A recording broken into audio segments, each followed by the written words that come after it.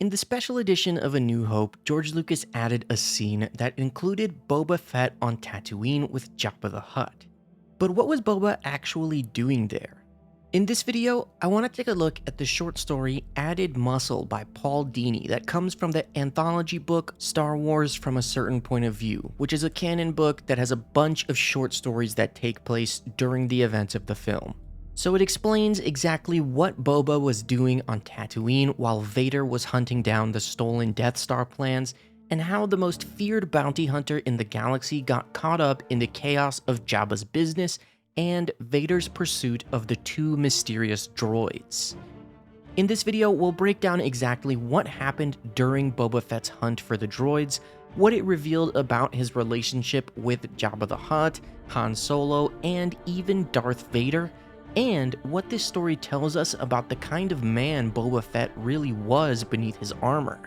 Most importantly, we'll look at how this short story completely reframes Boba Fett's role in the original trilogy, showing him not just as a hunter, but as someone navigating the shifting loyalties of crime lords, Sith lords, and smugglers.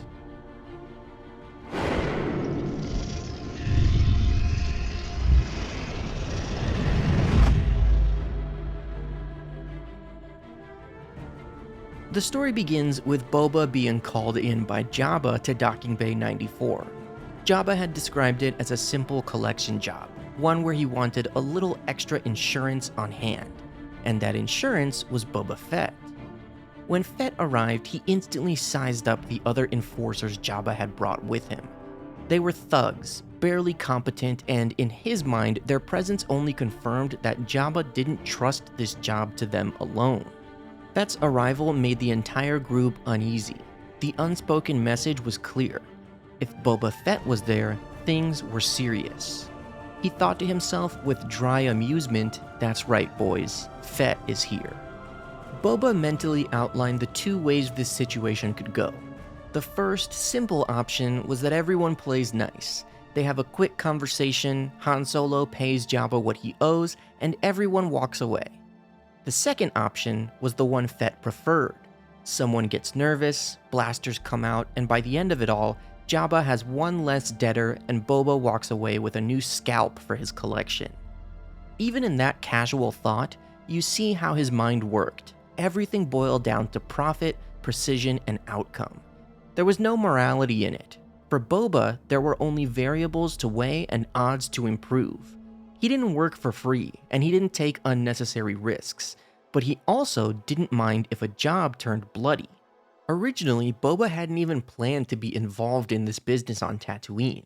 He'd been preparing to leave the planet after finishing a different job, but word had reached him through Imperial chatter that Darth Vader himself was searching for two fugitive droids. The moment he heard that, Fett's interest sharpened. If Vader had put a price on their heads, the payout would be immense, so he decided to stay.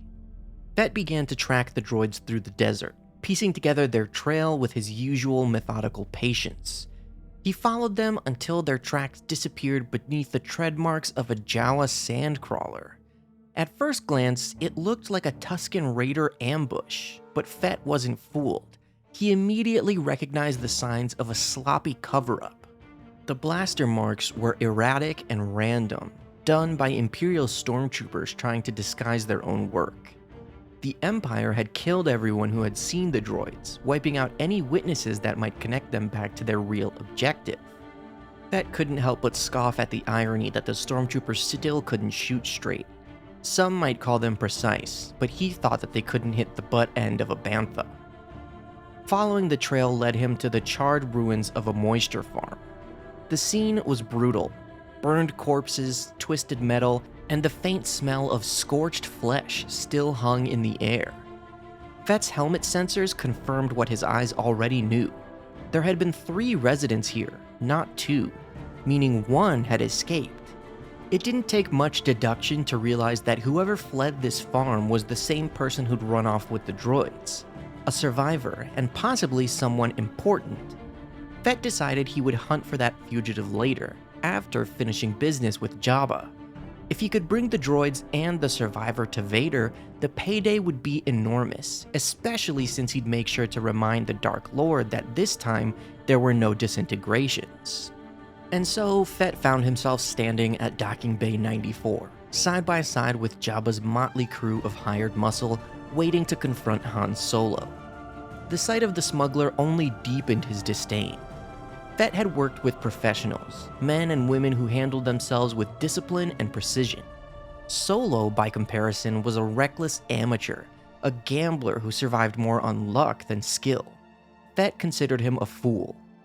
Still, Fett held his position, watching as Han and Jabba argued back and forth. Jabba threatened, Han deflected, and Chewbacca growled in the background.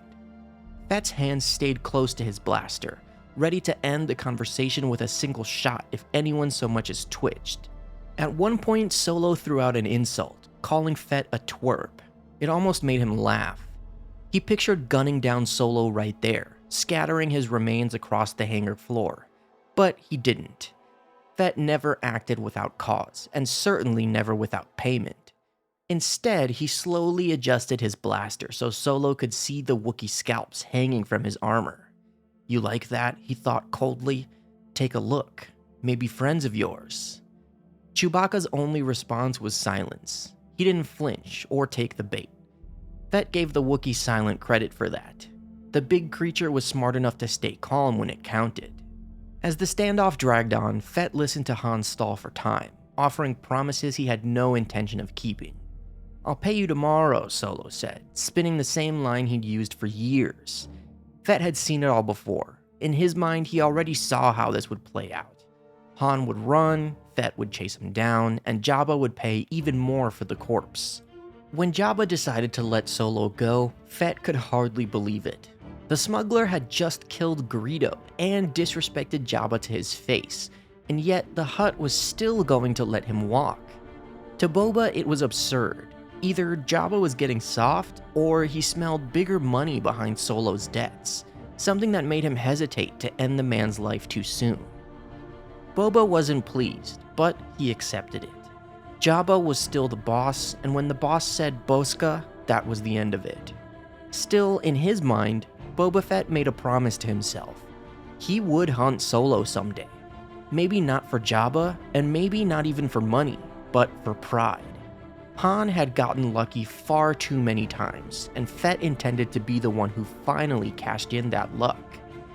As he left the docking bay, Boba Fett thought about how he'd spend the rest of his day. Maybe he'd track down that missing fugitive from the moisture farm. Maybe he'd claim the bounty Vader had placed on the droids. Either way, there was always profit to be made, and that was all that mattered. I really enjoy this short story. I know some people really don't like the special editions. I don't mind them. For me, it was the first version of the original trilogy that I saw. And I think it's interesting that George decided to throw Boba Fett into A New Hope, and then this short story explains why he was there. And what makes this story so interesting is how it humanizes Boba Fett without softening him. This is one of the only times we get to step inside his head and see how he views the galaxy.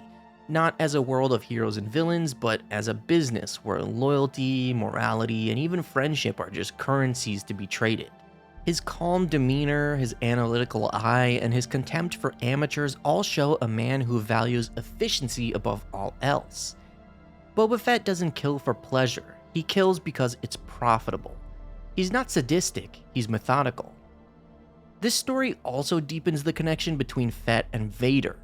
His decision to stay on Tatooine and hunt the droids wasn't out of loyalty, it was business. But business with the Sith Lord is dangerous, and Boba Fett knows it. When he mentions Vader's refusal to pay him for disintegrated targets, we see how he balances on a knife's edge, close enough to power to profit from it, but smart enough to know that getting too close means death. And I really like how the story mentions this because it explains why Vader says no disintegrations to Boba in The Empire Strikes Back. In the end, this short story, Added Muscle, paints a picture of Boba Fett that is sharper and more complex than ever before, while explaining what he was doing on Tatooine in A New Hope. Thank you guys so much for watching this video. I hope that you enjoyed it. Make sure to like and subscribe if you did, and as always, may the Force be with you.